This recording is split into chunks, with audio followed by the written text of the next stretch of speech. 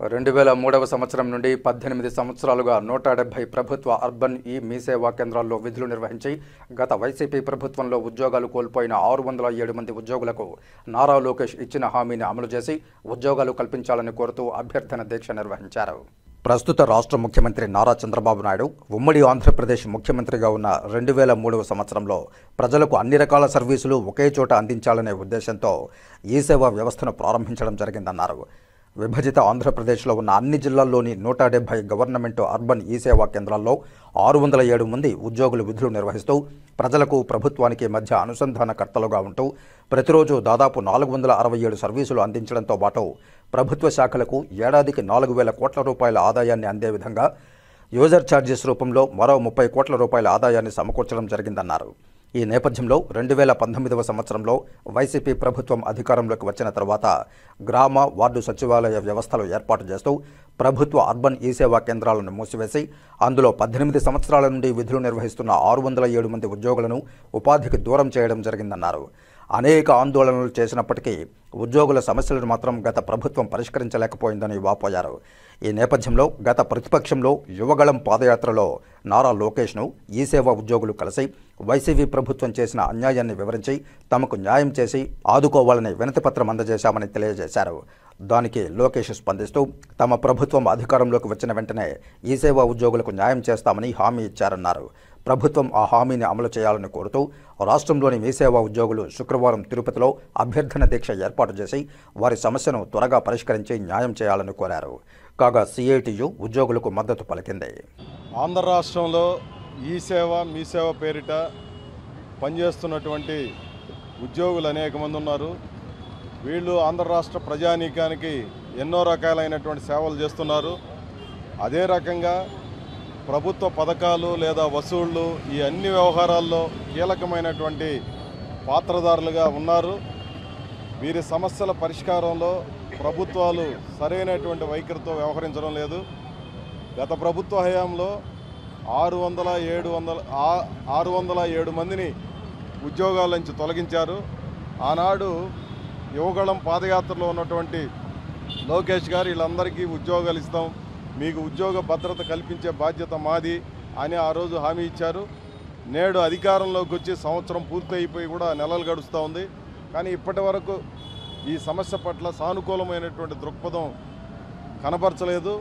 ఇప్పటి వరకు కలిసి మాట్లాడినటువంటి పరిస్థితి కూడా లేదు. కాబట్టి తక్షణం తొలగించినటువంటి అందరినీ పనుల్లోకి తీసుకోవాలని చెప్పి సిఐటి తరఫున మేము డిమాండ్ చేస్తున్నాం. ఈ ఆందోళన చేస్తున్నటువంటి ఇక్కడున్న ఈ ఉద్యోగులకందరికీ సిఐటి తరఫున ఈ అభ్యర్థన దీక్షలో పాల్గొన్నటువంటి ఈ ఉద్యోగులకందరికీ సిఐటి తరఫున సంపూర్ణమైనటువంటి మద్దతును తెలియజేస్తున్నాం. గౌరవ ముఖ్యమంత్రి వర్యులు శ్రీ నారా చంద్రబాబు నాయుడు గారి మానస పుత్రిక అయినటువంటి 2003లో ప్రజలకు అన్ని రకాల సేవలు ఒకే చోట అందించాలనే ఉద్దేశంతో ఈ సేవా వ్యవస్థను ప్రారంభించడం జరిగింది. 2003 నుంచి 2019 వైసీపీ ప్రభుత్వం వచ్చే వరకు ప్రజలకి ప్రభుత్వానికి మధ్య అనుసంధానంగా పనిచేస్తూ దాదాపు 467 సర్వీసుల్ని ప్రజలకు అందించడం ద్వారా అదే సందర్భంలో 32 శాఖలకి ప్రభుత్వ శాఖలకి 4,000 కోట్ల రూపాయల ఆదాయాన్ని సమకూర్చడం, అదేవిధంగా అదనంగా యూజర్ ఛార్జీల రూపంలో ఒక 30 కోట్ల రూపాయలకి ప్రభుత్వానికి ఆదాయాన్ని సమకూర్చినటువంటి ఈ ప్రభుత్వ సంస్థల్లో పనిచేసిన ఈ సేవా ఉద్యోగుల్ని గత వైసీపీ ప్రభుత్వం గ్రామ వార్డు సచివాలయ వ్యవస్థను ప్రారంభిస్తూ ఈ సేవా వ్యవస్థని కొనసాగించే అవకాశం ఉన్నప్పటికీ కూడా చంద్రబాబు నాయుడు గారు ప్రవేశపెట్టారనే ఒకే ఒక ఉద్దేశంతో గవర్నమెంట్ సెంటర్లు క్లోజ్ చేయడం జరిగింది. ఆ నేపథ్యంలో మా యొక్క హక్కు కోసం మేము పోరాటం చేసి అప్పుడు ప్రభుత్వం ఒక ఫైల్ పెట్టింది.